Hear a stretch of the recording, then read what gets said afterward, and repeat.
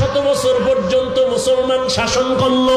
যেই স্পেনের মধ্যে 30 খণ্ড তাফসীর লেখা হলো, তাফসীরে কুরতুবী, আজকে স্পেনের মধ্যে আজানের ধ্বনি নাই, সব ধ্বংস হয়ে গেল। মুসলমানকে আগুনে পুড়িয়া ভূমধ্য সাগরে সব শেষ করে দিল। ইহুদি বেঈমানরা মিছিল করলো, আনন্দ মিছিল। ওই দিনটা ছিল এপ্রিলের 1 তারিখ, পহেলা এপ্রিল। পহেলা এপ্রিল মুসলমানের কান্নার দিন, বেঈমান ইহুদিদের আনন্দের দিন। কিন্তু মুসলমান বুঝে না, এপ্রিল ফুল পালন করতে গিয়া মুসলমানেরাও আনন্দ করে লাফায়। অথচ মুসলমানের এক ক্লান্তের দিন, বেঈমান কর্তৃক অত্যাচার নিপীড়ন মুসলমানের উপরে, স্পেনের জমিন ধ্বংস যেদিন শুরু হয় পহেলা এপ্রিল। এই জন্য বেঈমানরা এপ্রিল ফুল পালন করে।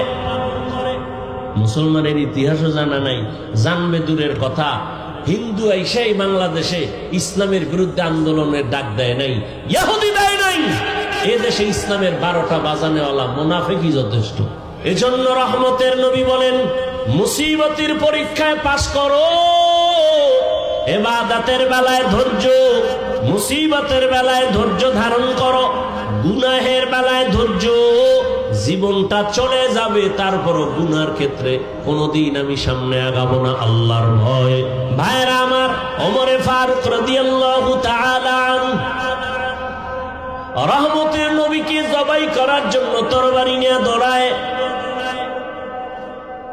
আল্লাহর হুকুম, সে ওমর আমার নবীর চেহারা দেখে কালেমাওয়ালা হয়ে গেল। আল্লাহ তাকে এমন ভাবে কবুল করেছেন, ওমর এখন যেই পথ দিয়া চলে, শয়তান ওই পথে চলে না, ভয়।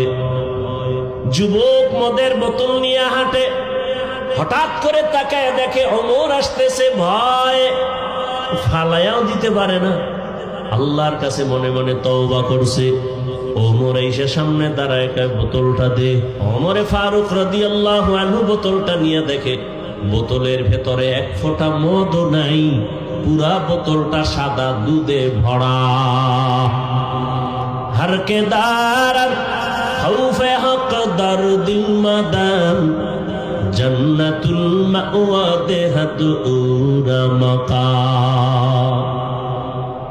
1 নাম্বার আল্লাহর ভয়ের পরীক্ষা চলবে।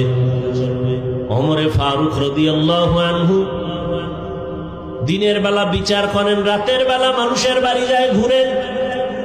ঘুরতে ঘুরতে দেখে একটা বাগানের মধ্যে আগুন জ্বলে।